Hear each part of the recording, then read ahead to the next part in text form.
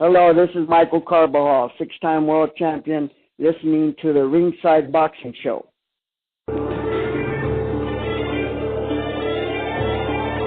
Live from Monterey on California's beautiful Central Coast, this is the Ringside Boxing Show. I'm Dennis Taylor, welcoming you to join me and my expert analysts, Travis Hartman, Rizwan Zahid, and John J. Responsi, today and every week for the hottest, sweatiest show on the West Coast. And now, from Studio 1A, it's the Ringside Boxing Show. Welcome to the Ringside Boxing Show on the Grueling Truth Sports Network. I'm Dennis Taylor, and we got a whole bunch of good stuff straight ahead for you today. Let me tell you first about today's featured guest, referee Jack Reiss, who you might remember was the third man in the ring on December 1st when Deontay Wilder stretched Tyson Fury in the 12th round of their heavyweight title fight at the Staples Center in L.A. Against all odds and logic, Fury somehow made it to his feet in time to beat the count that night, and then he actually took the fight to Wilder for most of the rest of the round, and he came away with a draw. Jack Reiss is going to take us inside his mind and talk about his thought process during that 12th round. And John J. Responti and I will also talk to him about his life and his career, both inside and outside of the ring. We recorded this interview with Jack a couple days ago, and spoiler alert, it is excellent, so stay tuned for that. Yep. Paul McLaughlin, our British correspondent, is going to be with us again this week to talk about what's been going on in the United Kingdom, and we're going to lead it off with a look at the weekend fights and some other stuff with our expert analyst. Travis Hartman is a professional boxer, trainer, and promoter. He's from Osborne, Missouri. He's now living and training in Orlando, Florida, and he's currently putting together a fight card for his hometown fans in St. Joseph, Missouri, which is right near his hometown. Rizwan Zahid's a boxing journalist from Toronto.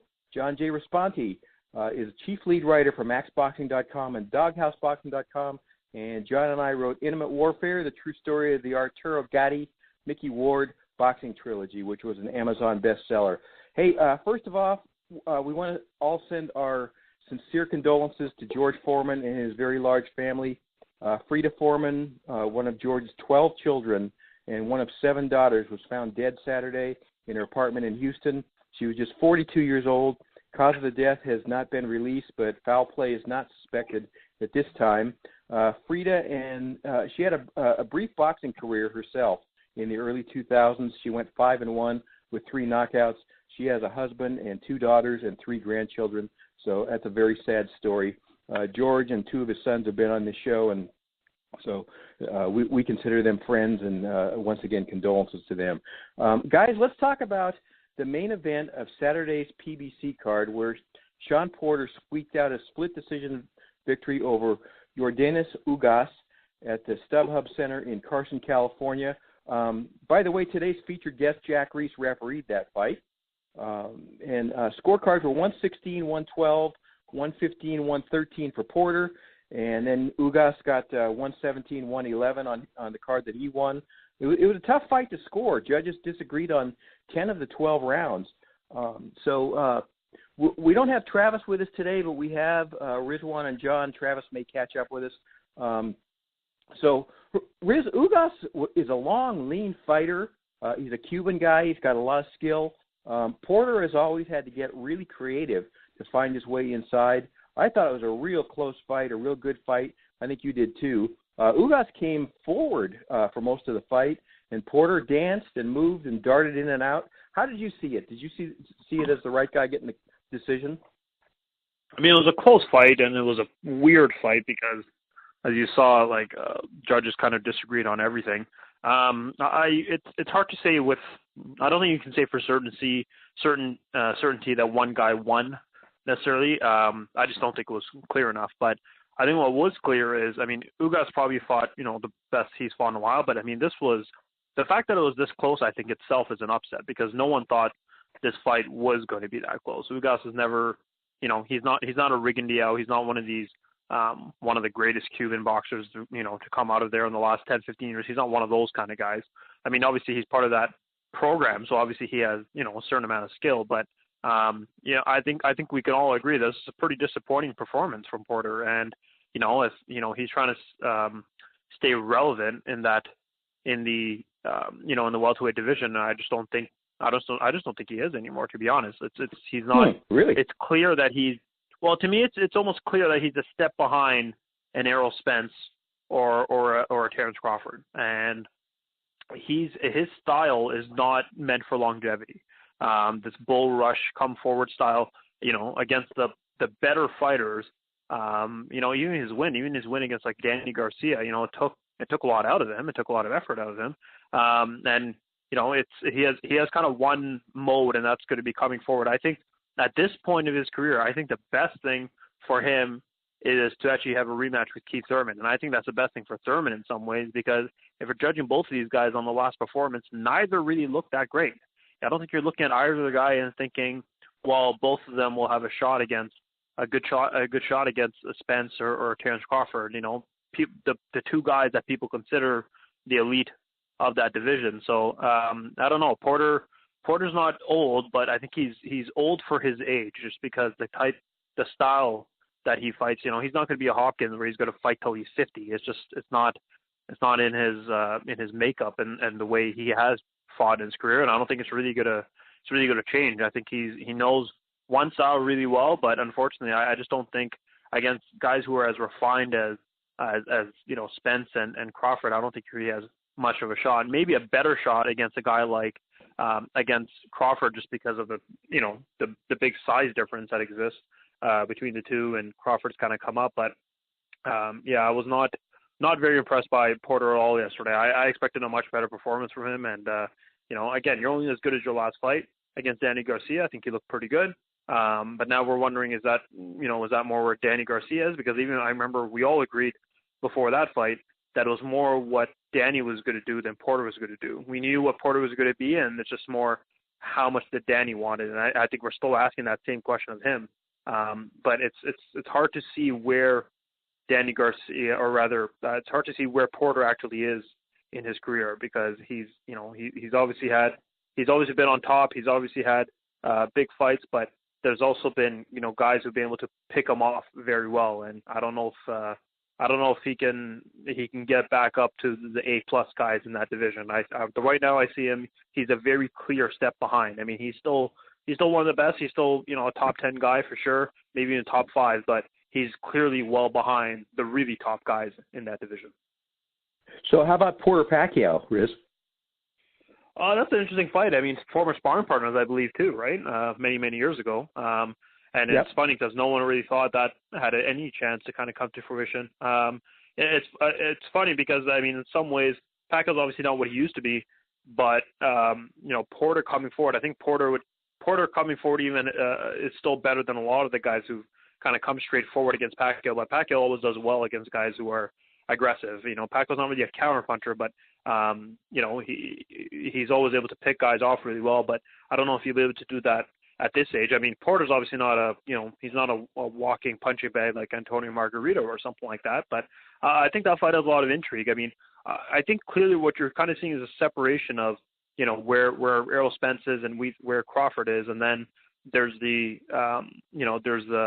there's the Thurmans and Porter and Pacquiao, and I think there's kind of a trifecta there where any of the combination of a fight between those three guys that happens, like, I think people will be happy about. I think the disappointment is when you see, and Ugas, I mean, fair play to him. He brought a decent fight, but I don't think anyone wants to see Ugas against Thurman or against Pacquiao. So, we don't want to see any of the filler matchups anymore when clearly there are solid enough fights that can be made.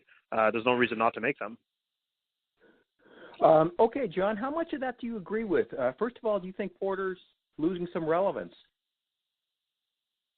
No, I don't. I don't really agree with Riz on this one. I think Porter, I never thought Porter obviously was a great fighter. The term is thrown around too much. I don't know who's really great. Actually, I don't think anybody's great at this point. We could say very good. I've always thought of him as good. What I think happened last night was pretty pure and simple, was that the style and the wingspan and the length problem was what really was giving Porter problems. And you remember, Dennis, when we had Kenny Porter on, he was concerned that Sean wasn't training well and wasn't exactly. Well, he wasn't serious, but he he was distracted with his baby and everything.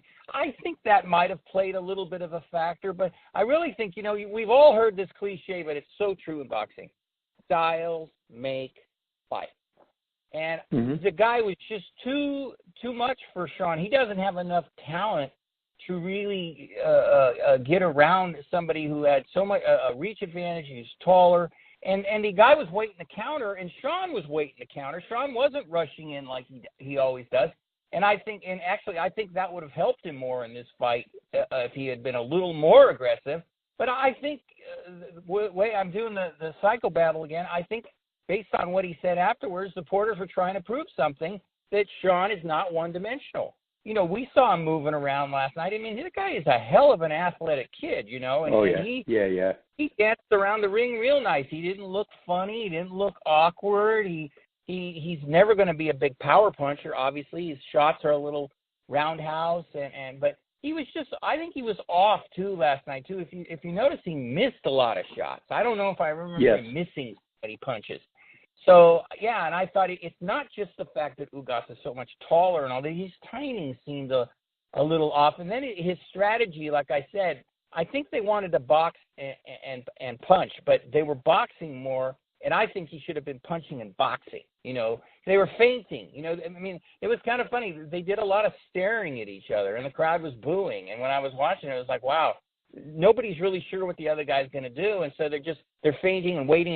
You go, no, you go, no, you go, and it caused the fight to be kind of a strange fight, like Riz said. I completely agree with that. It was a kind of a strange fight with bursts of a little bit of action, but they rarely even touched each other, and when they did, it was like one punch maybe. So it was an odd fight. He's a lucky guy that he got the win, I think. I judged it a draw myself. I wasn't really upset about the decision. I wasn't surprised. A lot of people are screaming that it was robbery. I didn't see that because a guy is moving forward, you don't just give him the round. I absolutely hate that perception. If that was the case, Muhammad Ali would have not won very many fights because he rarely went forward, right? He worked off his back foot most of his career. So you can't just say because a guy's moving forward, he's winning the round or winning the fight. Now, does he win certain points of the fight? Yes.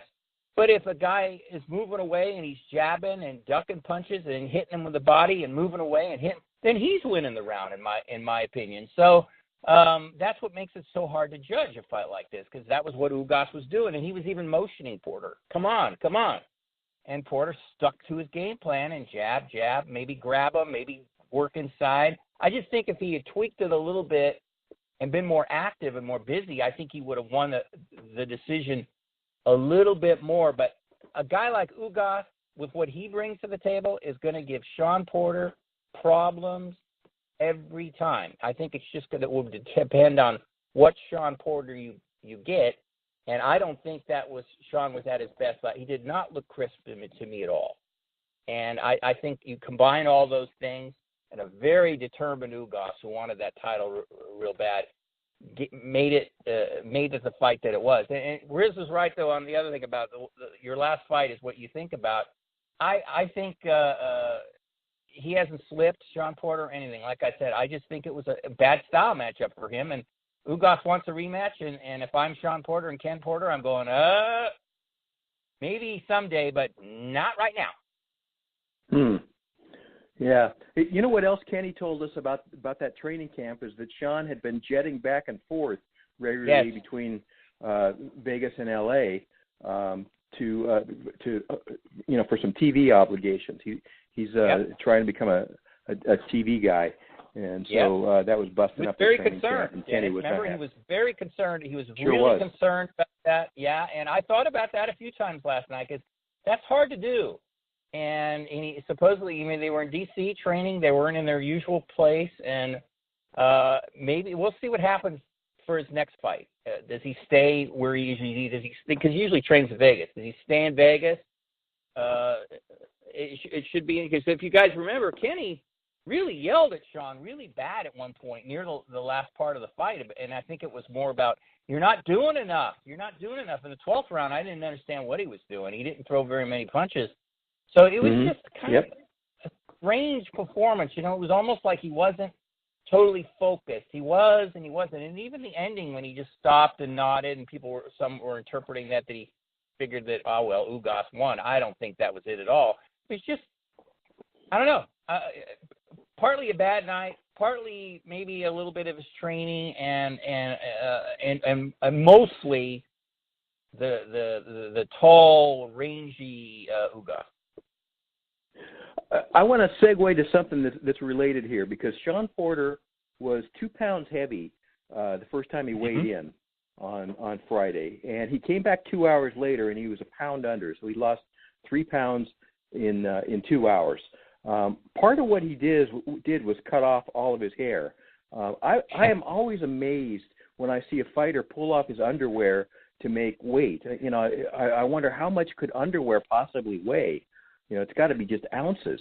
And I never think of hair as having much weight at all, unless it's long and it's wet and you got a lot of it. But I wish Travis was here, because as a pro fighter, maybe he would have some special insight in this. But what do you think? What do you guys think hair weighs in this? Riz, what you know? You said that if you shaved your body hair, you'd lose 6 pounds. That's that, because I don't have hair on top of my head, so what the hell do I know about how much hair weighs? I mean, I'll tell you, I have less hair than I did 10 years ago, and I've gained weight, so I don't know if this theory necessarily applies to me. But we've seen it with other guys before. I mean, you've seen guys who completely shed weight and they'll use a bathroom pump. Pretty much, I think the thinking is just to get rid of absolutely anything you can, because it's not, and clearly they're already so deprived that it's not about, going to the sauna. These things have already been done. So it's desperation at that point. But I'll tell you this, if Porter can't make 147 comfortably, it's going to be a problem, because if he has to go to 154, he'll be, I think, way too small at 154. Guys like Munguia, who are, probably walking around 175 pounds or something like that, if not more. So I just think he'd be way too small there. But, fighting at 147, hell, you remember Keith Thurman was kind of hovering between 150 and 154 before he was able to comfortably get down consistently to 147. So he's going to have to do that, and if he's not able to do that, I think it's going to cause even more trouble for him, because a man in between two divisions can be very dangerous for a guy like that. I mean, I don't think he's not a Canelo where you can demand kind of a catch weight for every single fight. But yeah, it's dangerous for Porter. So I mean, like, he did this time, right? Cutting off the braids and shedding the underwear. What are you going to do next time? I don't know what else you're going to do at that point. I mean, there's not much else you can get rid of on your body. John, I've given my dog a haircut, and I stick this enormous pile of hair in a plastic bag, and it's light as a feather, man. I just don't get it. I don't get where all this weight comes in. You've been at weigh-ins too, where you've seen fighters peel off their underwear. They're wearing these little weenie bikini underpants, and they take them off to make weight. Does that surprise you as much as it does me, that makes a difference? No, because it does seem to make a difference, and the hair thing surprised me. I mean, like when you have a beard or something, they make you shave the beard. Like Wilder had to cut his back, and Fury had to shave his. That's a rule. But I never thought. I mean, looking at pictures of Sean Porter before, he did have a lot of hair. So whoever thought of that, and I think it was like, I could be wrong here, but I'm just gonna say it. I think it was more like, well, what the hell? We got to make weight. Let's try everything we can think of. So let's give him a haircut too. The underwear, I think it's pretty normal now. Pretty much when they're within a pound or a few ounces or whatever, they're going to peel off the underwear and whatever. But the hair, I don't remember anybody ever getting a little haircut before that. So whoever came up with that idea turned out to be a genius in that respect.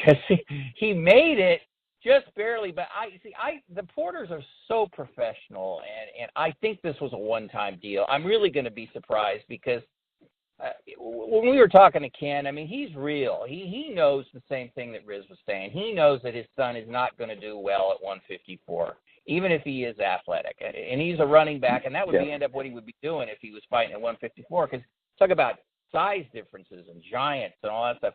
So 147 is his weight. All the big fights are at 147. He's 31 years old. I'm gonna say that this was an anomaly, and he's not going to have a problem with this because I think they learn. Sean learns. Kenny will remind him probably for the next few years, hey, you saw what happened in this fight. So, but that was humorous, and I went, really, haircut? And okay, so hey, whatever works.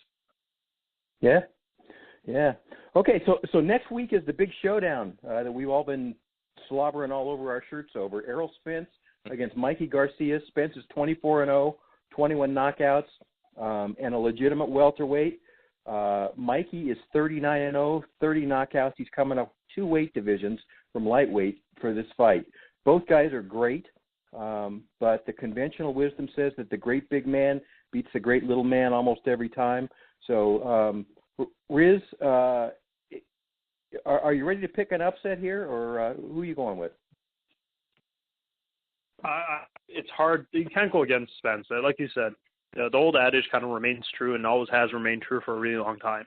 Hopkins beat De La Hoya, and I thought that same thing applied. Hopkins beat Trinidad.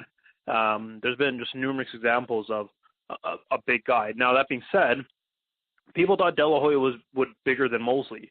And then when it came actually time to the fight, you realize that Mosley's kind of a big dude. He's not small either. Now, Garcia said, I think yesterday, that he's walking around at 152 right now, but I did notice a significant height difference. That being said, let's see how Garcia actually is in the ring. The other difference I noticed is Errol Spence. Errol Spence is a big 147-pounder. So he's not, he's a guy who cuts weight to make 147, where but that being said, so did De La Hoya and Mosley. Both were big guys who just started off light. I think that was a difference between the two. That De La Hoya also started off at 135, 130 even, I believe. And where Spence hasn't. Spence was always kind of fighting above and kind of cut down to 147. That being said, I think Mikey's professional enough and smart enough and, technically sound enough that he might, I see potentially him getting knocked down at some point.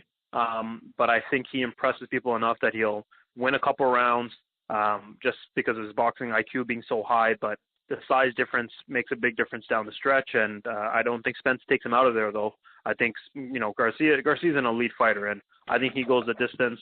And I think, if anything, he'll gain a lot of respect out of it. And I think, if anything, there'll be a lot of criticism of Spence because, Spence had to go the distance to beat a smaller guy, obviously an elite fighter, but nevertheless a smaller guy. So I think there's a lot of intrigue in this fight, and it's funny because the size difference aside, it is still a very compelling fight because people understand how great Garcia actually is. And let's face it, that's way more intriguing than Pacquiao-Broner or the fight we saw last night, or most of the other fights are actually a lot of other fights that are being put on. So despite the weight discrepancy, I still think Garcia has a better chance. I mean, put it this way, Garcia has a better chance of beating Spence than Broner did against Pacquiao. And weight difference aside and all that, it's still a great fighter, and it's still a great fight despite the weight difference. I think we're all expecting a pretty darn good fight on Saturday. Spence is 5'9.5", Garcia's 5'6". So there's going to be a height and a reach advantage for Spence. This is the other stunning thing to me, John. Mikey didn't even ask for a rehydration clause in the contract. So break it down for us. What are Mikey's chances for an upset here? Is he a real long shot?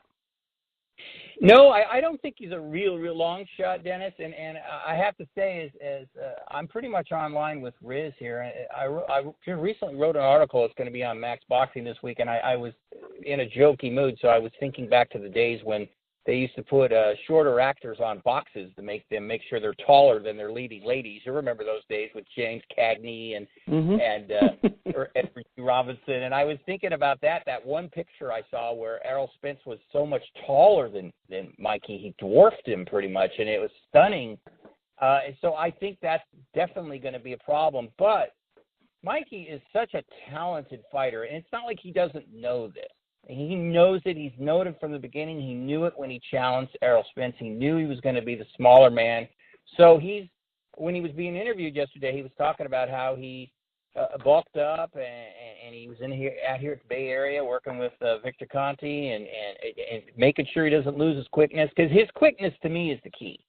If he can out-quick Errol Spence, if he can get Errol out of his game a little bit, because Errol is more like a downhill guy.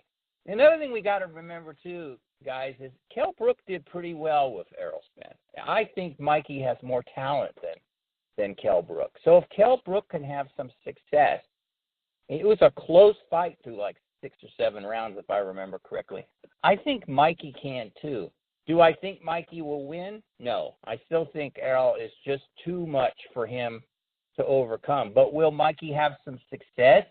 Yes. And Riz, for years we've been talking about Errol's chin and how he was buzzed as an amateur and everything. It would be very interesting if Mikey manages to clock him with his right hand really solidly, even though he didn't win by a knockout in his last fight, and there's always that concern about coming up in weight, whether you have the same power, and I don't think he does. But if he surprises him, and as we know, every fighter says it's the one I don't see and that I don't see that really hurts me. If he manages to do that and hurts Errol Spence, then that's a big game changer right there. Big game changer. So I love the intangibles, Dennis, Riz. I think he's going to win more than a couple of rounds. I do. I think he'll win 4 or 5 rounds. No, not 4 or 5. 4 rounds tops. But I think Errol's just got too much game. He's too big. He's got that easy way about him, but you know how intense he is. And he's got the power. See, I think it's possible that he could win by a stoppage late, but I actually see a decision also for Errol. But I think it's going to be a good fight. I've read a number of people that I respect who are now thinking that Mikey's got more than a good chance that he's going to win.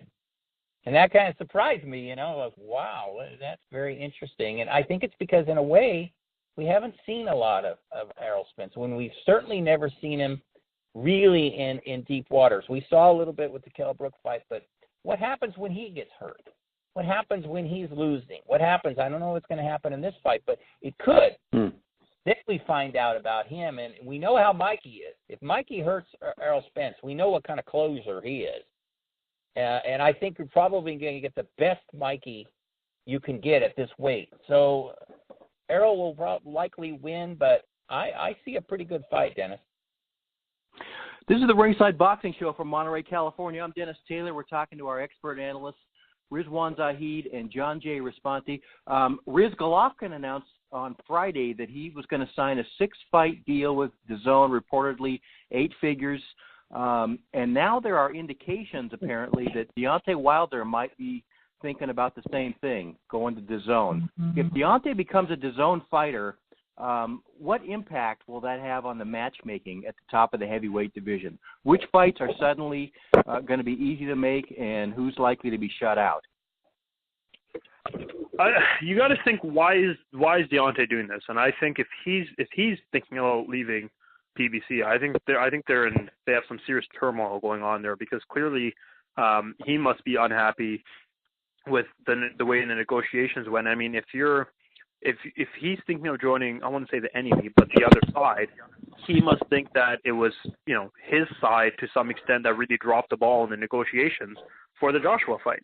And so I don't think he'd be thinking of going with Eddie Hearn unless he trusted Eddie Hearn as a promoter and trusted that he would get the fights that he wants, and obviously the money that he wants too. So that tells me something. And it's telling because, Eddie Hearn has said, I mean, take what you will from a promoter, but Eddie Hearn said numerous times, I've reached out to, his managers, and we never hear anything, and they never pick up, and, they get mixed messages, and Charlotte Finkel says this, but someone else said something else. So, and we never really heard Wilder chime in on any of that sort of stuff. And it's funny because despite all the, the he said, she said, I never heard Wilder say anything negative about Eddie Hearn. And now it seems like maybe he always thought that Eddie Hearn was in the right, and whoever was kind of representing his side and his promoter wanted something else. And it seems like that might have been the case. It seems like that, Al Heyman and whoever is on the promotion side of all that kind of stuff didn't really agree. Now, it'll be interesting to see is if Is it a DAZN agreement specifically and only by Eddie Hearn, or is it going to be a co-promotional pact of some sort? But the landscape of heavyweight divisions can change drastically, because what was almost a certainty that we would see a Fury-Wilder rematch has now almost become the least likely fight we're going to end up seeing. Because if Wilder goes to DAZN, Wilder and Joshua all of a sudden seems a lot more likely, doesn't it? And just almost expected. Now, does that actually happen? It's kind of hard to say. I would imagine they put him in with someone else first. And I'm wondering where does Usyk fit in all of this? I think because now it seems like Usyk and Povetkin are not fighting each other first. There's going to be a tune-up for both of them. Usyk probably. So I mean, if we're looking, it's March right now. It looks like Usyk will probably fight twice in the year, once in June-ish against a tune-up, and then Povetkin at the end of the year, which means that we could realistically see Wilder and Joshua at the end of the year. Joshua is going to be fighting Jarrell Miller in New York, and so DAZN is not being exclusively done in England or Britain or in Europe, so they've already landed in the States, and they'll probably do that again. And you can see, them doing. They could conceivably even just have a Wilder Joshua doubleheader of some sort, and the winners kind of sorting out. I mean, it's obviously we still have a little time before Joshua and Miller, but I mean, depending on, I don't know when Wilder's contract is done, but a lot can happen, and it can happen very quickly, because I mean, up until 2 days ago, there was absolutely no thought on Wilder leaving. But I think at this point, it really makes sense for him, because right now, there's no one for him to fight. Dominic Breazeale is next for him, and I mean, like, Breazeale's a nice guy and all that, but I mean, does anyone think he has a remote of a chance against Wilder? Like, no one wants to see that fight. So it's really telling, and I think he kind of feels like he's out of the dark, because we all know Fury's on ESPN, and I don't think Fury's a pure underdog story. So, even if he doesn't get a big fight for the remainder of his career, I don't think he really cares, to be honest, to some extent.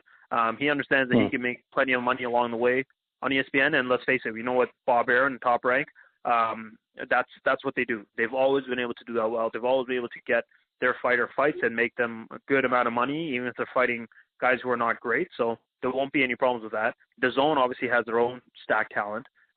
So that leaves Wilder really out in the dark. So I think at this point, Wilder's best play is to go to DAZN. I mean, the other option, he could follow Fury to ESPN, which is also doable. But I think the business model of DAZN, I think a lot of fighters are seeing how much money that ends up producing.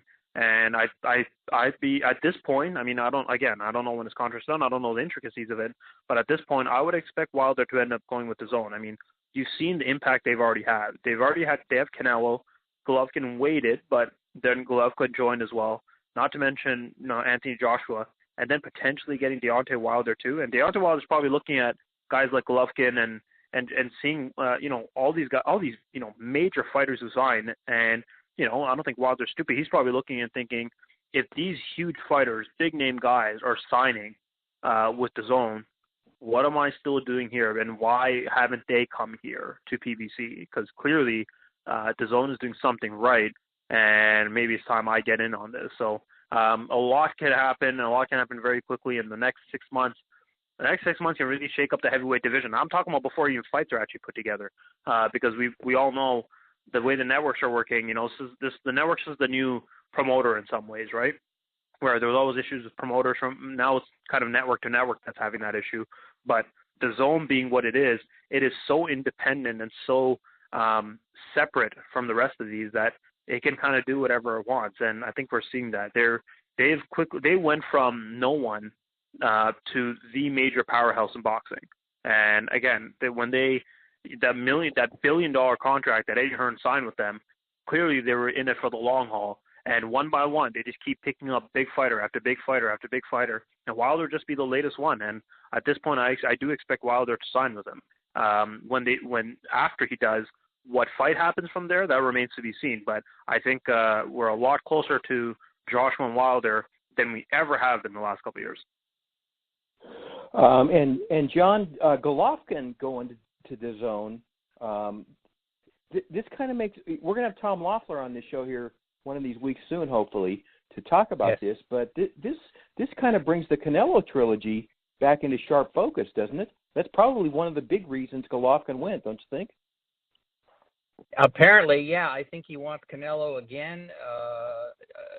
We're all concerned that he won't do as well because he's going to be 37 and he'll be older, and Canelo is in his prime, and Canelo will probably beat Jacobs, and he'll be just flying high. But it might be a mixed decision on Golovkin's part. The competitive fire is still there, and the desire to make as much money as possible, which I certainly don't blame him, being a prize fighter, is there, and he's going to fight until he's 40. 3 years, 6 fights, I guess. Make over $100 million. Good for him. I'm glad. I'm sure it's frustrating for the guy. I'm sure he wished that he had been, in a way, discovered, brought to America when he was 24 or something like that instead of 30 like he was, and he would have really made a killing. But I was happy for him. I think it was the right decision. And as far as Wilder goes, Wilder has said so many nasty things about Eddie Hearn that somehow they're going to have to bury that. I don't think it bothers Eddie Hearn. I think part of the job of being a promoter is you obviously can't be sensitive because everybody hates you. But and Arum could be whispering in Wilder's ear, look, I work with Muhammad Ali. I know how to build up a heavyweight, blah, blah, blah. You're an American. I'm an American. Who knows what he could be saying to him. But the DAZN and ESPN Plus, they're the big players right now. And then you've got the promoters, and they're all working together or working against each other. So it is very intriguing in that sense. But I want to see Wilder sign with somebody because I still want to see him fight. Obviously, we don't want to see him fight Brazil. But back to Golovkin again. I'm happy for Golovkin. I want to see him back in there. He's a good guy. He's a good sportsman. He's good for boxing. So I'm actually very glad that he did what he did. Okay, and finally, did we see a new star born this weekend? And this guy, Israel Madrimov, Riz, knocked out a guy with a 24-2 record in 2 rounds, and it was a highlight reel knockout. You kind of thought it might have been, early candidate for knockout of the year. What do you think of Israel Madrimov? I mean, I think it's definitely too early to say. There's a lot that can go wrong along the way, but I mean, so far he definitely passes the eye test, right? When you produce knockouts like that, you're doing something right. And again, here's another fighter who's on DAZN, right?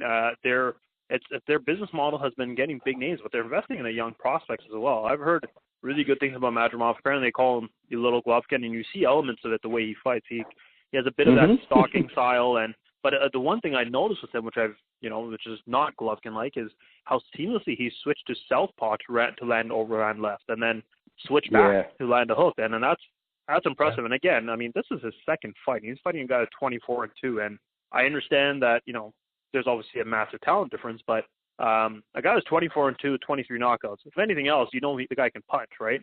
And he clearly has enough power. The guy's other noticeable loss was Jose Benavidez Jr., who is obviously a notable fighter who fought Terrence Crawford, but I mean, at that point, Benavidez was 26-0. Madrimov was only 2-0. I think that really says something. I know they're trying to speed him up. Guys like the guys who come out of Uzbekistan, Kazakhstan with the amateur pedigree that they have, they don't, they're not trying to. They're taking more the Lomachenko and Usyk route. They're not trying to. They're not going to go 30-35-0 before getting a title shot. So, at this point, honestly, I mean, you don't want to rush a guy, obviously, but I don't think a top 20 or top 10 fighter is out of the question for him to fight. I don't want to see him against, because clearly he's good enough. Clearly he's good enough to, fight at least someone who's reputable. It's a guy like Liam Smith, for example, might be good for him. There's that division has a lot of good fighters, man. There's obviously Kell Brook's still around, the Charlos, Julian Williams, Hearn, Munguia, Erzlandi Lara. I don't think he necessarily needs to fight any of those guys, but again, there's definitely some decent fighters in there, and I definitely want him to take a step up because I don't think there's any point of he's not going to need 15 fights to get a title shot. He's too damn good. You can see it already. He's already beating guys who have 25 fights, and and clear enough power. And I understand the pro game's completely different, but that's what impressed me more than anything else. He dropped his opponent. He still had 8 rounds for the rest of the fight, but he knew exactly how to finish. That was an impressive finish for a guy in his second pro fight against a guy who, again, by anything else, I mean, he's a powerful fighter who's been around, and the finish was just very impressive. So I really look forward to his next fight. And John, you and I were talking about this just before we went on the air today. He actually physically resembles Golovkin. I mean, in the face, he looks like him. So, you can kind of understand why he gravitates toward him. And he also, man, he's got entertainment value. He did a round off and a backflip right after he won. It's kind of like Teofimo Lopez. So I think this guy's got some star power. What's this guy's future look like to you? Oh, I think it's very bright. I didn't really know that much about him, and then when he did the little bow when they introduced him, I thought, oh, that's very Golovkin-like. And then they started talking about Golovkin, and Riz is right. I mean, when he that's something Golovkin never does, is switch to southpaw, and he was doing that. He had Frank Rojas, the opponent, completely confused by switching around, and then his shots were so hard. I mean, they were thudding shots, and he was not fighting like a guy who's only had one professional fight. Obviously, he's had over 300 amateur fights, very seasoned, very relaxed in there, really knew what he wanted to do, and then he put him away like a guy who had had 30 fights. So, I hope they don't rush him too much, but I don't think he needs 20 fights before he fights for a title. I think he's going to get it before 10. That's what they're saying, and I can see that because he's so polished already. Obviously, we want to see him in there with somebody who, and I think they're talking about that in his third fight. He's going to fight a guy ranked higher, like round 13th or 14th. So if he puts him away like that, then boy, this guy is something. But I think he is something, Dennis. I really believe that he is a really, really hot prospect, and he's going to be a lot of fun to watch.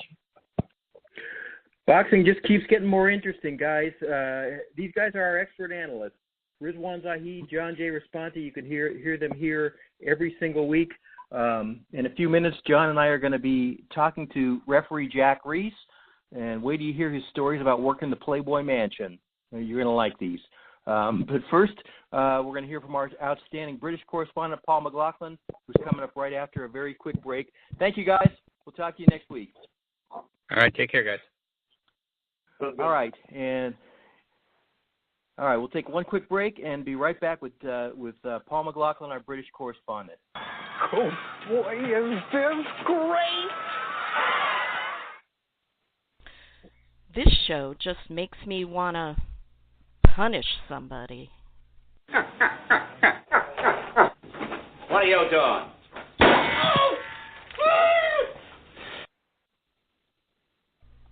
I'm Dennis Taylor, co-author of the Amazon bestseller Intimate Warfare, the true story of the Arturo Gatti and Mickey Ward boxing trilogy.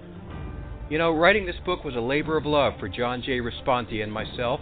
We enjoyed every minute of the process and considered it a privilege to tell the tale of one of the most electrifying boxing trilogies in the history of this sport. Intimate Warfare traces the collision course of Arturo Gatti and Mickey Ward from their earliest days through their 3 epic fights, as well as the aftermath of this great rivalry, which culminated in one of the greatest friendships in boxing. Intimate Warfare has received a 4.5-star rating from readers and was endorsed by Hall of Famers Harold Letterman and Joe Cortez and 2-time Trainer of the Year Virgil Hunter. Our foreword was written by Ray Boom Boom Mancini, another one of the greatest blood and guts fighters of our time. Get your copy today at Amazon.com. Hi there, it's Paul McLaughlin with your weekly roundup of everything going on in the UK boxing scene at the moment. First off, we start with Anthony Yarde, who stopped Travis Reed within 5 rounds at the Royal Albert Hall on Friday night.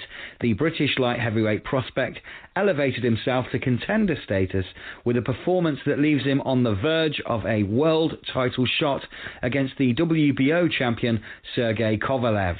In the early rounds, though, Reeves brought the fight to Yarde and was able to land multiple shots on the Ilford man. However, it seemed as though the 27-year-old was always in control and slowly began to up the tempo as the fight wore on. By the fifth, this proved too much for Travis Reeves as Anthony Yarde piled on the pressure and put him on wobbly legs. The referee jumped in to call a halt to the contest, prompting vibrant celebrations from the home corner. Also on the bill, Daniel Dubois knocked out Razvan Kojanu in 2 rounds to make a statement in front of British heavyweight rival Nathan Gorman. Dubois and Gorman are being set up to clash in a battle of prospects at the end of this year, and so the 22-year-old was ringside to watch his 21-year-old future foe in action at the Royal Albert Hall. Afterwards, we caught up with David Hay, who assessed Dubois' performance. Up until the knockout, I thought he looked like he was rushing his work a little. He wasn't really getting it together. There was a few low blows. But once the opportunity arose for him to close the show, he did it, and he did it in emphatic style. That's what people pay to. That's why the heavyweight division is the most exciting division on the planet. Is because people want knockouts. People want explosions. You know, Mike Tyson, Lennox Lewis, Frank Bruno. This is what they do. They close the show. This is what people come to see heavyweight boxing for. His last fight against Kevin Johnson went 12 rounds. A learning fight, but he learned, I don't want to do that again. And tonight, he did not want to leave the fans feeling shortchanged. And not one person here are going to go and feeling shortchanged. They got their money's worth out of this young heavyweight. On to other heavyweights now, with the big title fight between Anthony Joshua and Jarrell Miller looming. We spoke to former super middleweight world champion Carl Frosch about how the fight may go. You know, from my point of view, I spoke to Rob McCracken, his trainer, last week, and this is a fight that needs to be taken very serious. McCracken's actually a little bit concerned because Jarrell Miller's toughness is unbeaten. He's a tough guy and he's got a high work rate. If he can take Joshua past round 5 or 6, for me, this fight could get very interesting. It could be close on the point. I think Joshua will be okay, but he can't take this for granted. If Joshua takes him lightly, this could be dangerous. So he's going to have to be the consummate professional. And the fact that he's travelling away as well, he's going to New York, Madison Square Garden. And when you're away from home, the food changes, the diet, the adjustment to the time zone, and it does affect you. I've boxed away a few times, and you're never yourself. You're never 100%. Well, we can't wait for that one. Plenty of big fights on the way as well. I'll be back next week with all the information on the UK boxing scene as we have it. In the meantime, gloves up and protect yourselves at all times. Back to the studio. Hey, thanks, Paul McLaughlin. Well done as always. Our featured guest is 30 seconds away. Stand by. John J. Responti and I will be right back. Hi, I'm Dennis Taylor, host of the Ringside Boxing Show, where since 2008 we have been continuously sponsored by Garcia Boxing, the first family of the sweet science on California's beautiful Central Coast. Trainers Max and Sam Garcia and ring strategist Dean Familton are regarded among the most knowledgeable in the game.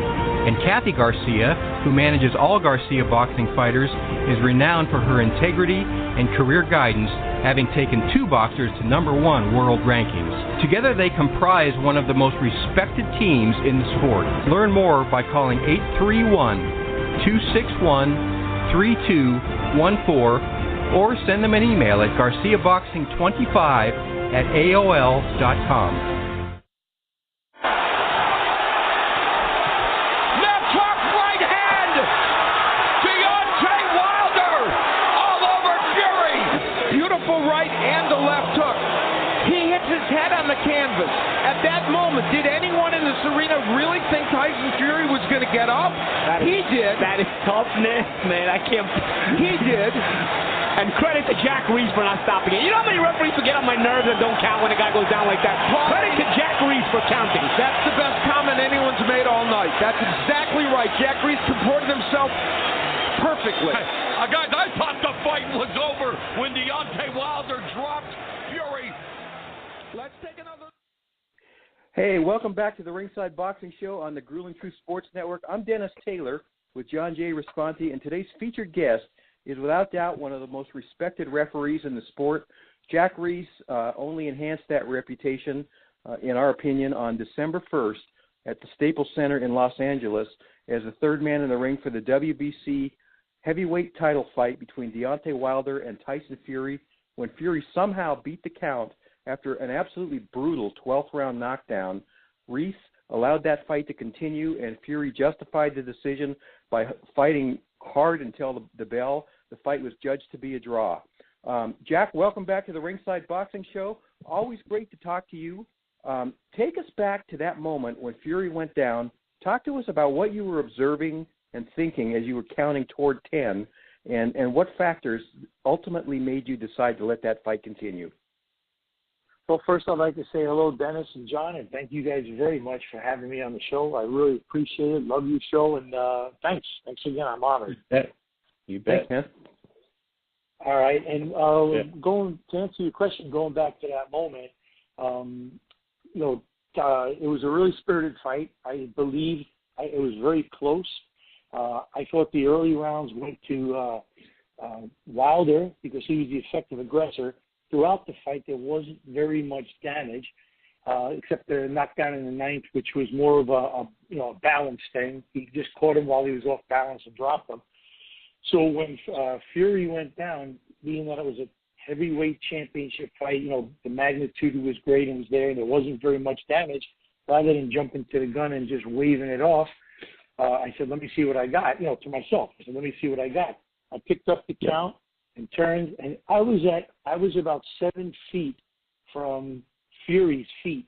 So I really couldn't see his face because his body is a little barrel-chested, and I couldn't see his face clearly from where I was.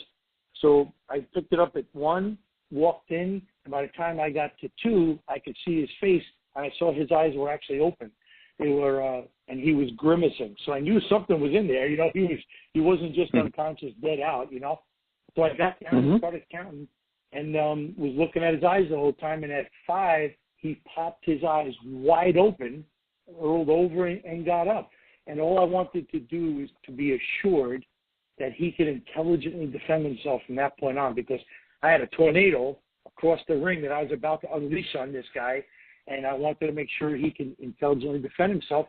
So I asked him a couple of questions. He answered perfectly. I made him walk to the right and the left because it's hard for a fighter to navigate sideways. Front and back is easy. They could stumble forward or kind of step back. But when they have to turn their body and walk to the side and turn around and come back, it really accents their ability to control their body. And he did great. We went on, and the results were history. In the early seconds of that count, from the time he went down to the early seconds of that count, were you like the rest of us? Were you suspecting that the fight was probably over? Absolutely.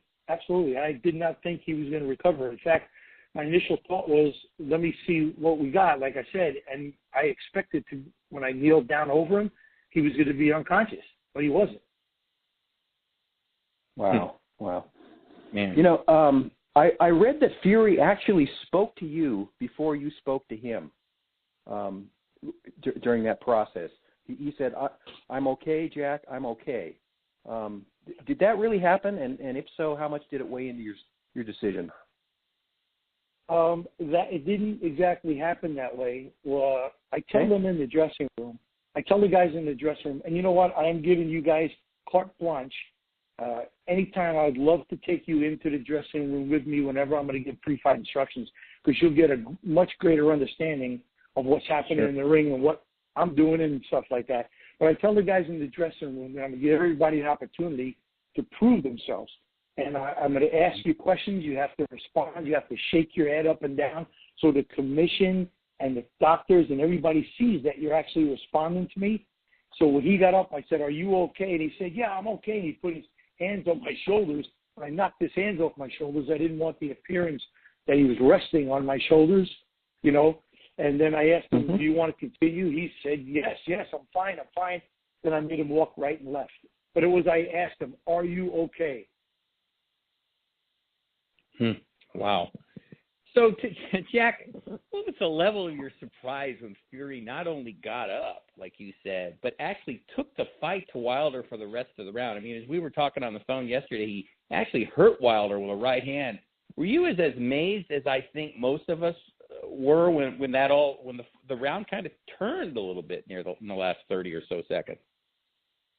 I wasn't amazed. What happens after a fighter gets knocked down like that, and we're, as a referee, we're going to give him a chance to recover and prove himself.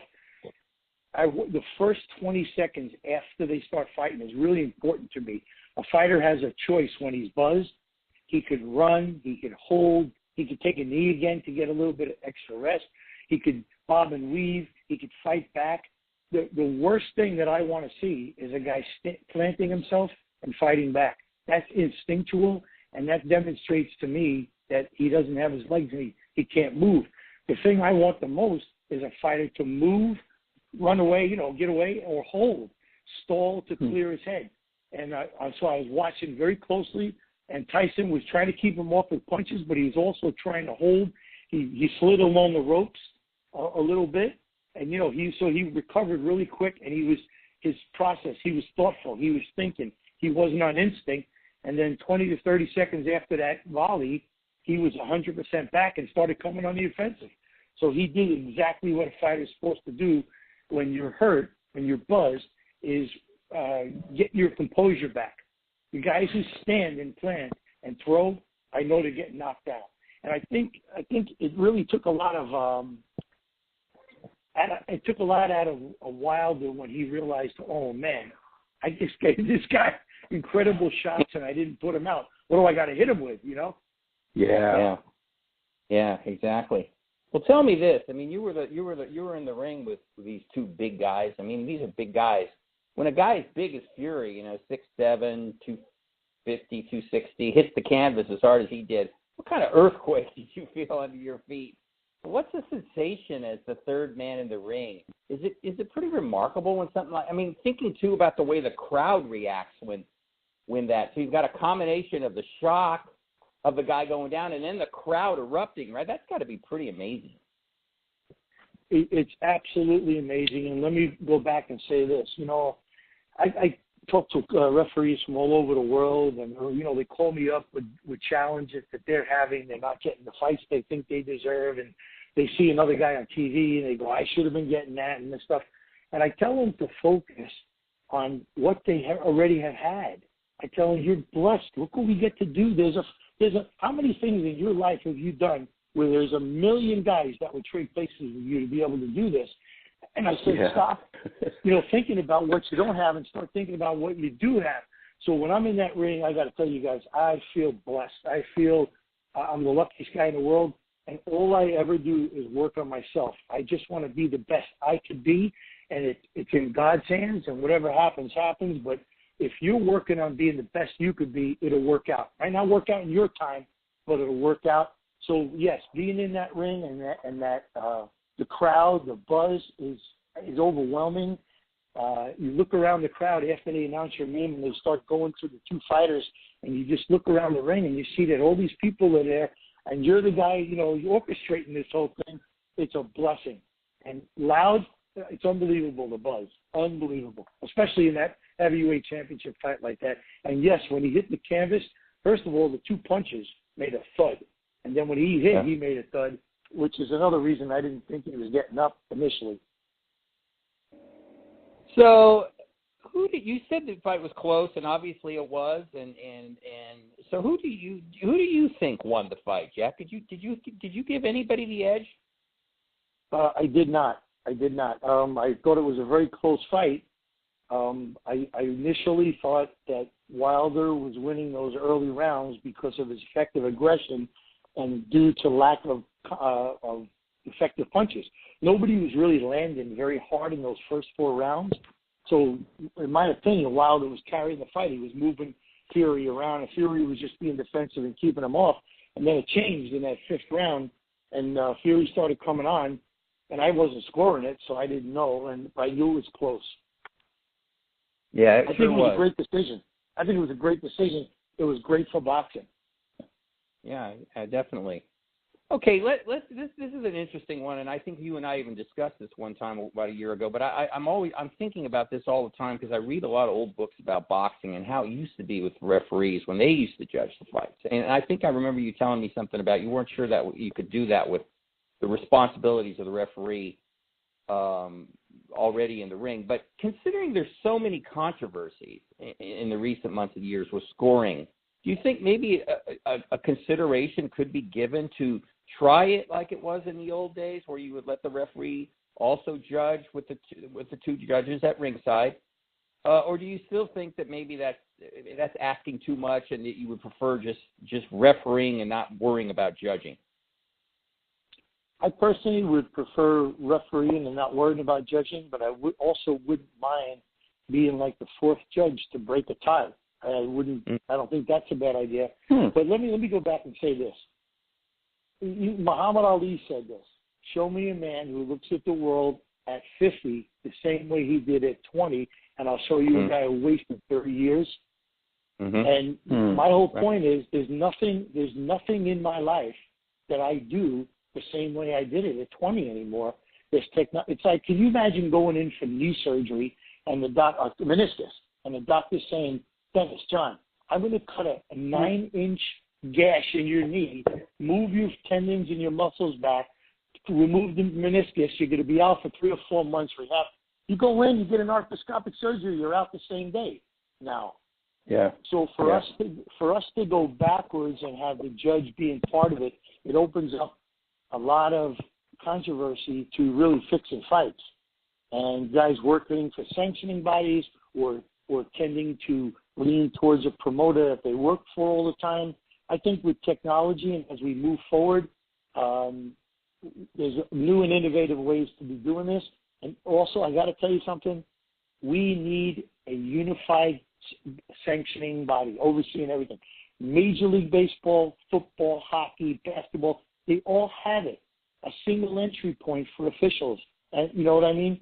The problem with boxing is there's 50 states, there's I don't know how many countries, and in the 50 United States, each county does it differently. You know what I'm saying? So who's training all these guys? Where are they getting their training from? What they're understanding? It's too splintered. We really need one body, run everything, training everybody, and holding to the same exact standards. This is the Ringside Boxing Show from Monterey, California. Go ahead. Yeah, go ahead. I can say one more thing, and I don't know if you guys know this, but we have a big problem in boxing. Literally, you could be someone important's nephew with no boxing experience, and in 2 months from right now, you could be judging a world title fight. That's how it's bad. You do favors for your uncle, your father does favors for the right. Look, it's all out. It's all over the place. If you look, I'll give you names of guys. Who the hell are they? Where'd they come from? And then you follow the dots and you'll see who they are. Wow. That explains a lot, actually. Yeah.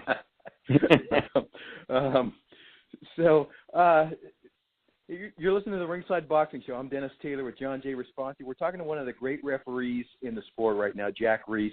A lot of the people who listen to this show have never been to a big fight in person. And there were almost 18,000 people in that arena during Tyson Fury and Deontay Wilder. How loud was that crowd when Fury was on his back and for the rest of that round? Were you conscious of the noise, or as a referee, are you just too deep in the zone to pay any attention to all of that stuff? I'm definitely too deep in the zone. I zone all that out, especially during heightened sense of awareness, like when he went down. And when I'm in that ring, I have a heightened sense of awareness, and I'm concentrating on the two fighters. I'm listening for the timekeeper, and I have a third ear listening out for my commission. It's the weirdest thing how you could pick voices that you know out, and you could pick the bell out, but really you got to blank all that other stuff out. You know, sometimes someone will say something and you think they're yelling your name. Like, my name's Jack, so people yell jab, jab, and it sounds like Jack sometimes. Or when, they start cursing or they say the word referee, you hear it once in a while, but not during times of high pressure and high intensity. You don't hear it.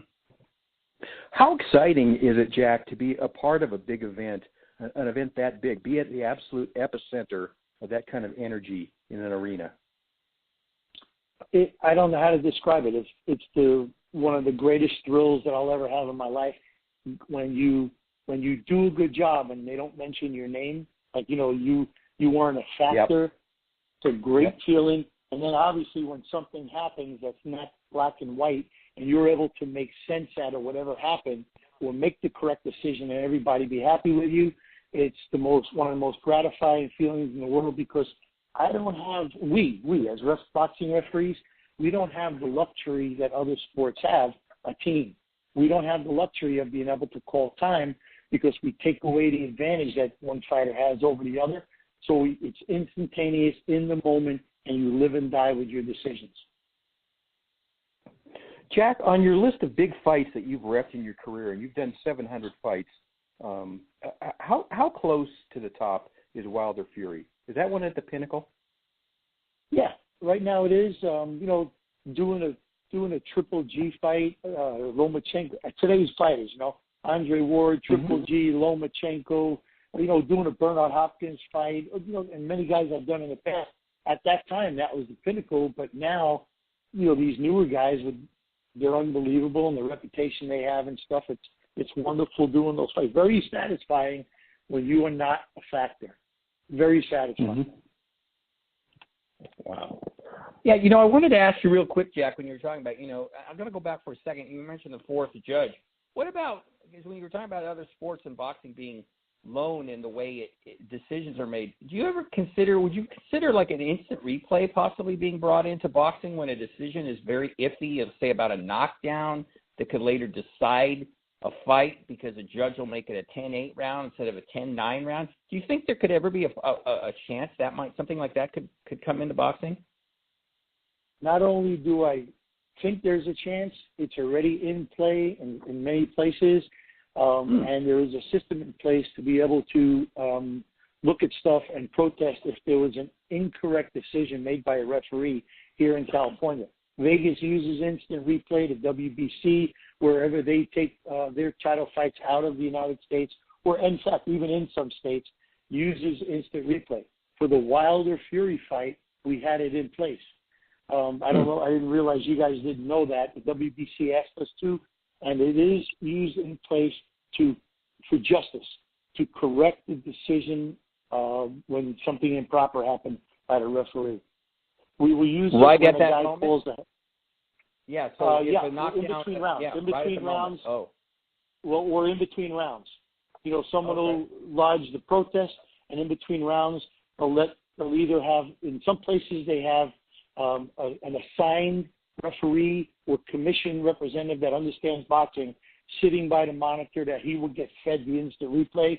Additionally, in between rounds, they will allow a time to be called, and the referee will come view it with him. That's how they do it in Vegas.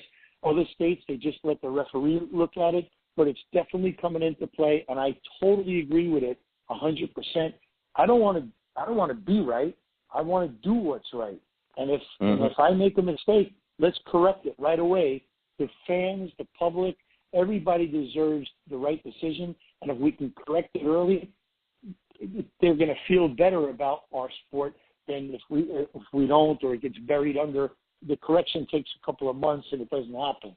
So yeah, in fact, Russell Moore was involved with a one a couple of months ago, and to Russell Moore's credit, a great referee out of Vegas, it was, I'm trying to remember the fighter. It might have been, wasn't Muniga. I can't remember the fighter, but Russell was moving behind him, so he was directly behind the fighter. They came together as he was moving to the left and coming around. Their heads clashed, but he was behind them when they came together. And then they stepped away, and just as he was coming around, the fighter A hit fighter B with a right hand, and as soon as he hit him with the right hand, all that blood from the headbutt just went all over the place. So all Russell saw was the punch. And it was bad enough, it was a terrible gash, and bad enough that they immediately had to stop the fight. And Russell went back to the corner.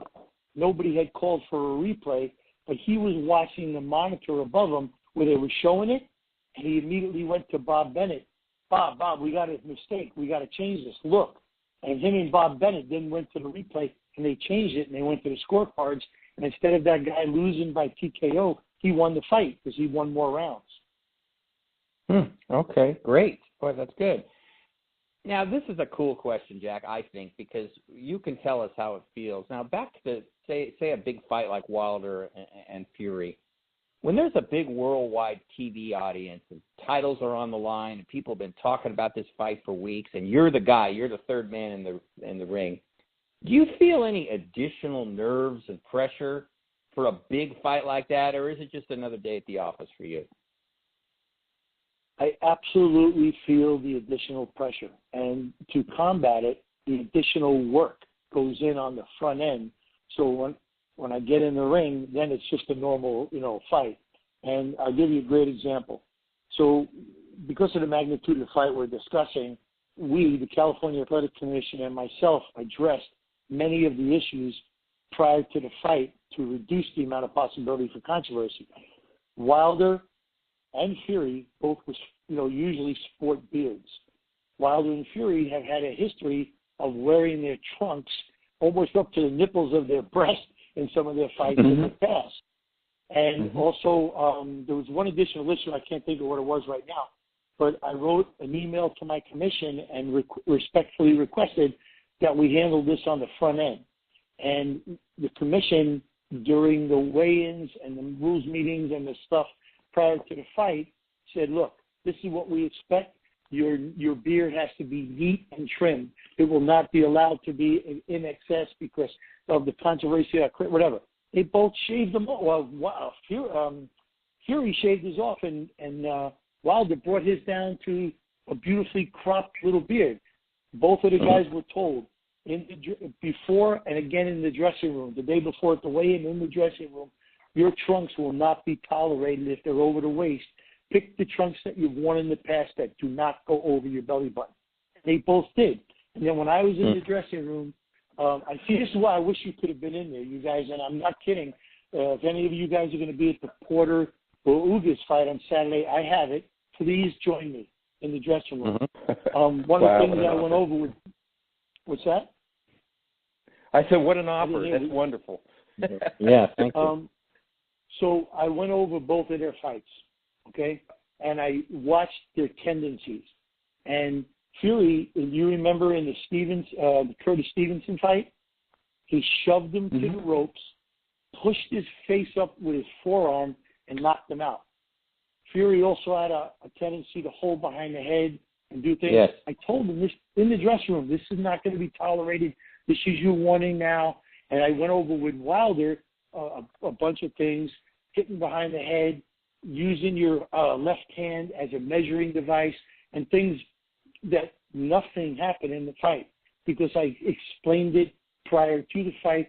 And in that fight, they fought like two clean fighters, two champions. They represented themselves as top-notch champions. There was no fouling issues. There was nothing. And I got to tell you guys something. I want your opinion.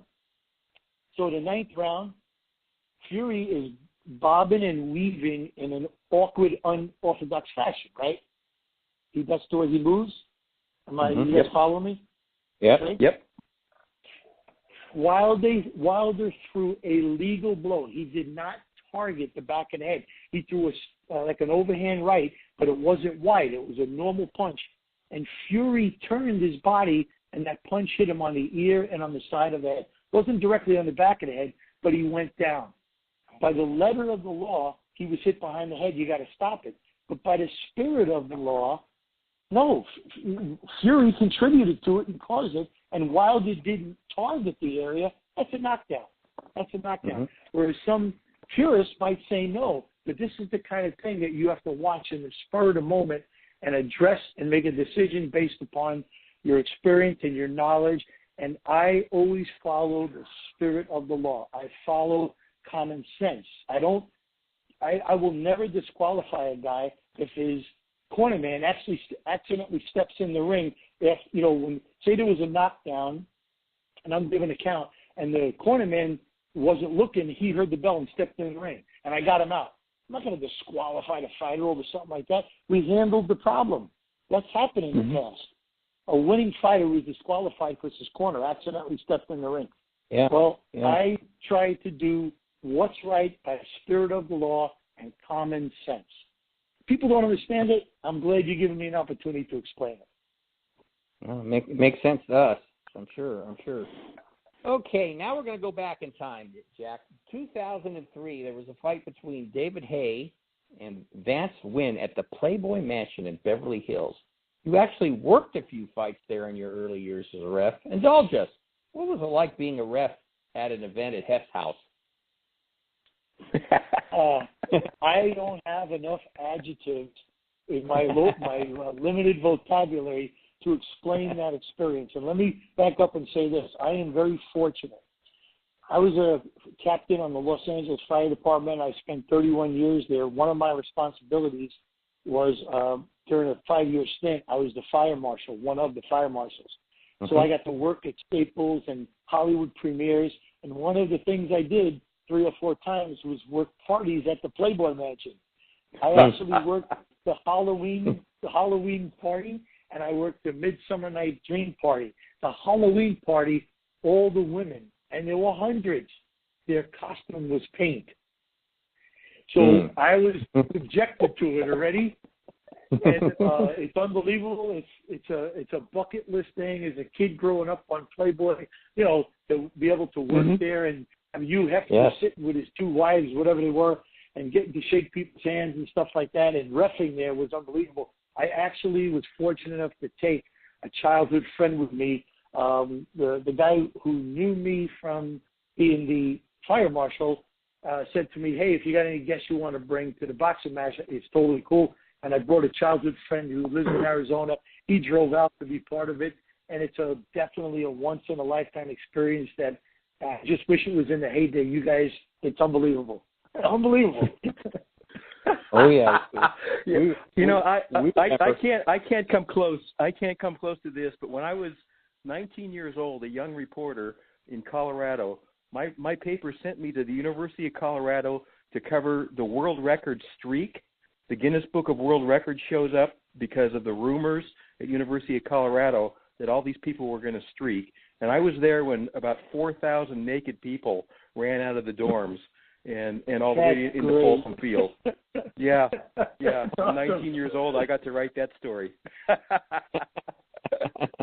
Wow. Gosh, you guys. I get it. Okay. Yeah, Jack, you've reffed in Mexico, Panama, Germany, Australia, Japan, Thailand. Tell us a story or two. What memories of those places do you have, or what's memorable? Let's say that, of working in those places.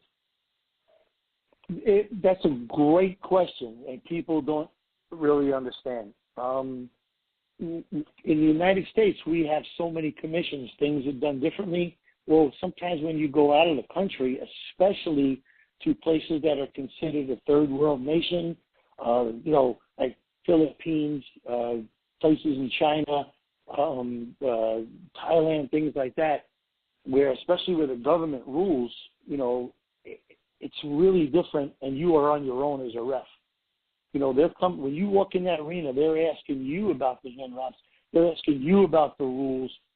They do things a different way. There's a lot of tension the way they wrap their hands. There's always controversy, and there's a language barrier with the doctors, and sometimes there's actually, for lack of better terms, less than honorable things that are going on, where a doctor will try to stop the fight because he thinks his guy's losing and the guy's cut it, and if he stops it, his guy will win. And I've had that situation where I had to physically push a doctor in Mexico off the ring apron because he was trying to stop the fight. He didn't have, legally, by the ABC rules, he didn't have the power to stop the fight, but it still would have went to the scorecards because it was after the 4th round. His guy would have lost anyway, but he was physically trying to stop the fight to help his guy win. And you don't know the medicines they're using in the corner. The people get mad. I've been with Pat Russell in places where we've had to be escorted out by police officers because the crowd has come. I was in a place one time, and 2 local guys fighting for a championship. They beat the heck out of each other for 11 rounds. They were both cut viciously, and some of the cuts were really deep from headbutts and exasperated by punches. And I felt that letting them continue on would have caused some maybe possibly permanent damage, nerve damage in those eyes. They were both pawing at their eyes to get the blood out. I said, you know what? These people had 11 rounds of boxing. Let's go to the scorecards.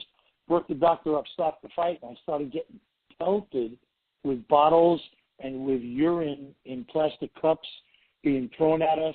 And when I was standing in the corner, a full diaper, a diaper full of number 2, came flying at my head, and it missed, and like a knucklehead, I turned around like with an angry look at the crowd to like say, who the hell's throwing something at me? And I got hit in the head with a bottle of Gatorade. So Pat Russell grabbed my leg and said, Jack, let's go. Let's get out of here. So I jumped down, got on the bottom of the ring, and the federales escorted us to a bus, blacked out windows.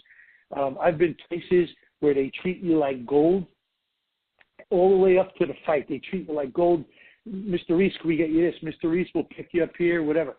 As soon as the fight's over, you're fending for yourself to get back to the hotel, and you have no idea how you get to the airport the next day. It's just unbelievable. Checks bounced on us. We've had to chase promoters down to get our pay. The supervisors I've been with in fights, some places out of the country, said my referee and my judges are going to sit down and my ref's not getting in the ring till I have the cash in my hand before the fight. That's how sketchy some of this stuff is outside. What are you going to do? You know what I'm saying? You're in a place you just want to get home. It's very difficult. And then I've been to wonderful places where, Australia and Germany, where they pick you up in a Mercedes-Benz, it's just unbelievable. And the crowd wears, suits and dresses, and instead of screaming and throwing stuff, they're sitting politely and clapping. It's a totally different world, But it's an unbelievable ride. Yeah. How do the fans in a place like Mexico or Panama differ from the fans in Japan or Thailand? Well, Japan is more like Germany. Everybody's very polite. They sit there and they clap. They, for both fighters, as both fighters are walking in the ring, they'll clap, they'll applaud at the victor, but they don't really, and they're dressed very well in Japan as well. In Thailand, the humidity and I don't know, there's a lot of factors. Just the culture, it's a totally different thing. They're more animated, and they want their guy to win, and it's a totally different atmosphere. Same thing in Mexico. Extremely big boxing fans, long history of boxing in their country, and they are animated, and it's great. It's a buzz in that place too. When you go to Mexico, it's definitely a buzz. Oh, and I got to tell you something. I've been in Guasave, Sinaloa, to go do a fight for the IBF. And I'm watching me and the other guys are watching the Friday night fights in the hotel, because we had the Saturday fight. And they come up on the news and they show a picture of 12 bodies hanging upside down by their feet with their heads cut off at the base of their body that's hung upside down. And it was the cartel killed people in Guave, Sinaloa that day. My God. Oh, wow. So we look at each other and we go, oh, my God, I hope we're on the right side of these decisions and nobody's betting on these fights, Yeah. Great. God. This is the Ringside Boxing Show from Monterey, California. I'm Dennis Taylor with John J. Responti. We're talking to referee Jack Reiss from Oxnard, California. One thing that John and I have learned from covering boxers over the past several years is that fighters in general are very friendly, approachable people. This is going to surprise some people listening to this show. And I've covered the NFL and the NBA and Major League Baseball, and it's not always that way in those kind of locker rooms. Most boxers are very nice guys. Yes. Is there a professional line that you have to draw as a referee when it comes to being friendly with fighters? You take a backward step when it feels like an active fighter is becoming too friendly, becoming a buddy? Totally. I'm not their friends until they retire. And, Sergio Mora could tell you that I'm friendly with them, but they don't get any breaks. Sergio got dropped in Sergio and I know each other from way back in the Contender in 2005, and I was doing one of his fights, post-Contender while he was a champion, and he got dropped by a right hand. He's going, that was a rabbit punch. Hit me behind it. I said to him, bullshit, and I kept counting. And he was laughing about it afterward. He goes, I was just trying to get one over on you. Figured you were my friend. I go, we ain't friends while we're in there. And he tells that story a lot. So when it comes to people, that I know, it's just on the peripheral until they retire, and then I'll love to have a beer with them. But I don't have boxers as friends right now. It's unfortunate, but that's the way it is. Because I respect them. And you are right. You guys are right. They are the toughest, MMA guys too, the toughest warriors you've ever met and the most humble guys in the world. You picture a guy getting cut in baseball, football, basketball, and getting, other than hockey they'll do this, and having it cut that could need 30 stitches and telling you, don't stop the fight. No, I want this to go on. And fighting 8 more rounds with it, it don't happen. Only hockey, they go back, they get stitched up, they come out. Every other sport, what about this? A fighter gets dropped. He hits the ground, his head hits the ground, but he's in great shape. He rolls over, he gets up, and he beats the count, and he's ready to continue. In every other sport, they're going to pull out the concussion protocol. They're going to rush on the field, call time, put a seat collar on, and take him to get him X-rays or MRI. Boxing, you have 10 seconds or so to decide, can this guy take another shot? And they're the most humble guys in the world, especially when they're on their way up. You got guys like De La Hoya and Hopkins and guys, top Triple G. They are still wonderful, wonderful guys, although there has to be a time where they have to go from point A to point B. They have to stop. But for the most part, these guys will stop, shake your hand, talk to you, all that stuff. You won't have that in other sports. True. They're great. Yes. When a guy has worked 734 fights, which you have according to BoxRec, some of the guys you've done are well known. You're going to recognize them immediately. Other guys, I would guess, are just faces in the crowd to you. You've done so many fights on undercards and so forth. Are you good at remembering names and faces of undercard guys, or when they're out of context, is it like, okay, good to see you, buddy? I remember faces, but not names. And then when I'm reading, I get my assignment, the bout sheet, I'll recognize a name, but I can't put the face to it until I go into the locker room. And when I see them outside, yes, I recognize them, but I don't remember names anymore. Okay. But it is what it is. I don't think it has to do with anything but my age. So we get older, you get forgetful. Yeah. Okay, I like this question, Jack. Now, you were telling us a little bit about how you prepped for Fury and Wilder. You're looking for trends and what they do and what they don't do. That was very interesting stuff. Now, is that what you normally do? Mentally, do you prep like you're going to be working the Sean Porter fight Saturday, right? So you know Sean, you've seen him fight, I know. So do you prep that way? I've repped him before. You've repped him before. I thought so. I was going to say that, but I wasn't sure, so I didn't say it. I thought you had. Physically and mentally, though. Mentally, you know what to expect, I'm sure, because you've been in there. You've been the third man in a Sean fight. What about physically? What's involved? You walk a lot? Because you're pretty active. Referees are pretty active during a fight. You can't be out of breath or whatever because there's a lot of stuff going on. Well, you just hit it on the head. There's 2 parts to this. There's the physical and the mental. So I have a responsibility, with the 110-pound guys as well as the 256-pound guys to be able to move and keep them safe and to be able to separate them. And I don't know if you remember when I had Ward and Rodriguez, I had a physical in there and throw a guy off because it was starting to get crazy.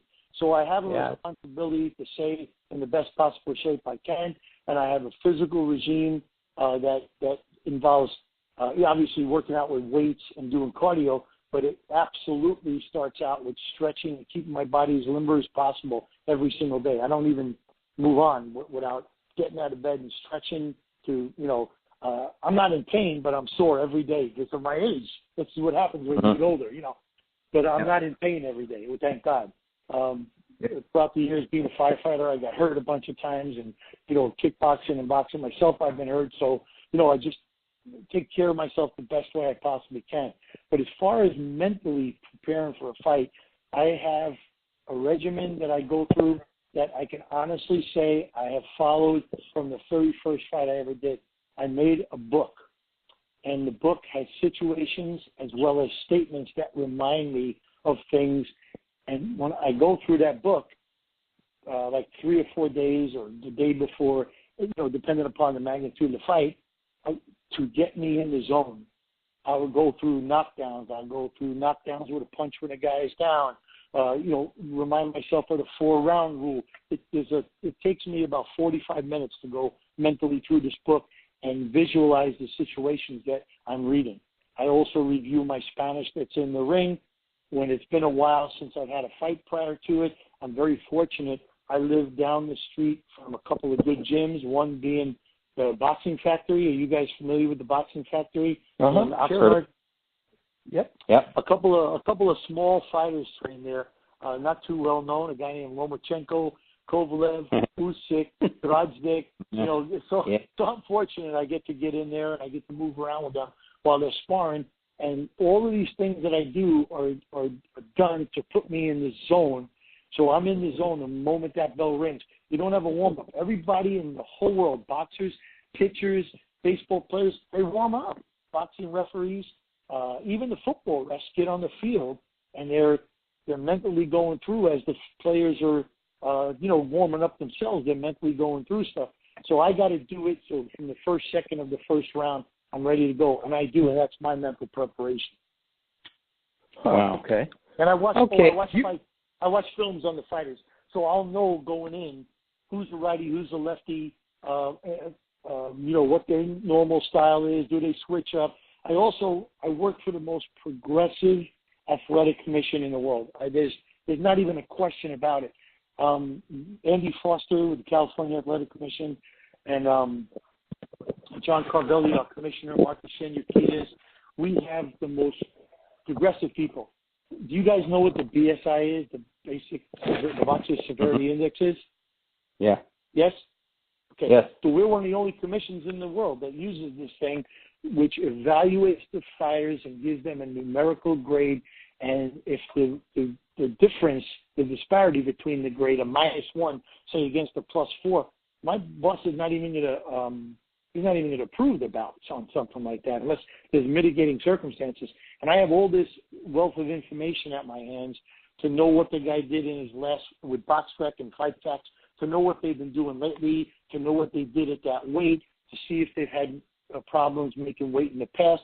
Then when I get down there at the weigh-in tomorrow, I'll look at their body to see if they're really dehydrated and pale and watch their body language to see and find out how they did in their camp. And it's a study. I do all of that stuff. A couple more questions here for Jack Reiss, professional referee. Jack, you are a native of Brooklyn, but correct me if I'm wrong. You're California ref, and I don't think you've ever had the opportunity to officiate in Madison Square Garden, have you?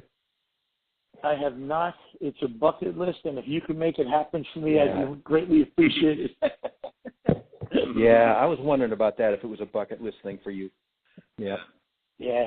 I grew up going to fights there. I'll tell you a funny story. I was a firefighter for L.A. when the planes hit the World Trade Center. The whole country, the whole nation, rallied up their troops and sent specialized units, the urban search and rescue units, and other units as well, critical incident stress debriefing units, and anything you can imagine.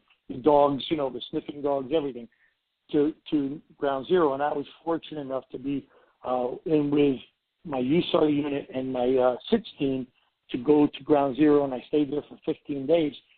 And I actually stayed there for 16 days because when I was released to go back, I requested I could stay because I went to the Hopkins Trinidad fight at the Garden. They postponed that fight. It was supposed to be September 14th, and they moved it back to the 30th. So I stayed an extra day and went to the fight. Wow. Got to hang out with Arthur McCanty Sr. and Jr. and a couple of guys and get to know everybody and watch the fights. Wow. Outstanding. Hey, one more question about you being a firefighter. Us being California people, we know this is what happens, but you guys don't just fight house fires. When there's a forest fire, a lot of you guys get called in to actually go out in the forest and fight these forest fires. Did that ever happen to you? Did you go out and fight forest fires? Oh my God! Yeah, of course, all the time. Yeah. Many years. We've had the Malibu fires. We've had the Cessnon fire. I've been on a ton of, in my 31-year career, a slew of, because throughout the city of Los Angeles, we have the Santa Monica Mountain Range and other mountain ranges where we have right within our city. And then there's an urban, a wildland interface we have where our city breaks off and it goes into Theta County, but the mountains continue from the city to the county. And we do mutual aid with all these different entities. And when there's high hazard days, severe winds impacted by the heat and the onshore breeze, in other words, the Santa Ana winds coming from the desert rather than the ocean, the situation is like a perfect situation to have a conflagration. So we do mutual aid with companies. We train and we fight fires like that all the time within and outside of the city. We send strike teams outside the city, and we have mutual aid where they send strike teams into the city to help us with ours as well. And I've been on a ton of them. A few years ago, I for working for the Monterey Herald, I covered the big surf fires, and I was looking at these guys coming out of the forest, thinking this is absolutely the hardest job on earth right now. These guys not only are doing incredibly physical work, but they're climbing the hills to do it. They're moving logs and they're cutting trees down. And it's 85 degrees right now, and my God, what must it be like? Up against the heat of the fire too. Can you describe any of that to us? What kind of physical task is it to fight a forest fire? It's an incredible physical task, and the way guys get hurt, first of all, it's very dangerous. It's dangerous on a multitude of levels because you're not on flat terrain. Like you said, you're going up and down, and the winds change. And thank God we got now, airplanes water droppers and helicopters and water droppers and things that happen, and where the science of fighting these fires has come a long way. But you got men and women. Hopefully, we got people doing this are young. Dehydration is one of the worst things that happen to you. You get you're doing this for hours on hours. You got to stay hydrated so you don't get disoriented. Put yourself in a bad position where you're climbing down through the fire, where the fire makes a run and catches you, where you put yourself in a place where you have no escape exits. We try to find in every area that we're fighting a fire, we identify a safe area for us to go to in case the winds change and, we're going to be caught to where we can hunker down till the fire blows over us. It's extreme, it's exhausting, it's grueling, it's a long process. It goes for days on end. And you got it, you're sleeping on the apparatus, you're mentally and physically exhausted, and like I said, eating and hydrating is extremely important during those times. Wow. And fortunately, Jack Reiss is now a real estate agent in real life in Oxnard, California. So if you're looking for a house down there, call Jack. That's right. Anywhere in the Ventura County area, I'll help you. That's right. All right, my friend. Hey, man, it's always a great pleasure to talk to you. A lot of fun, great stories, and we really admire the work you do in the ring, too. Yes, indeed. Second that, Jack. I appreciate you guys having me on the show. Thank you for your kind words. Thank you for allowing me to express some things about boxing, and I would love the general fans to know about, the spirit of the law and the spirit of the rules rather than just doing by the letter of the law and stuff like that, as well as the preparation and all the things we talked about today. Really appreciate it. I'd love to have you guys, please, come into the dressing room with me behind the scenes. Please. We will. We will. Thank you very much, Jack. The great Jack Reiss. Thank you, guys. Boxing Show. Thanks, Jack. Take care. Okay. Bye-bye. Take care. Hey, you've seen him work fights. Many of the biggest stars in boxing over the past 18 years, and he showed us last December why he's considered one of the best referees in the business. Anyway, Jack Reiss on the Ringside Boxing Show. We'll have him on again sometime soon. Hey, do you like this show? Do us a solid. Tell other boxing fans about our podcast. Post this Ringside Boxing Show on your social media sites and help us grow.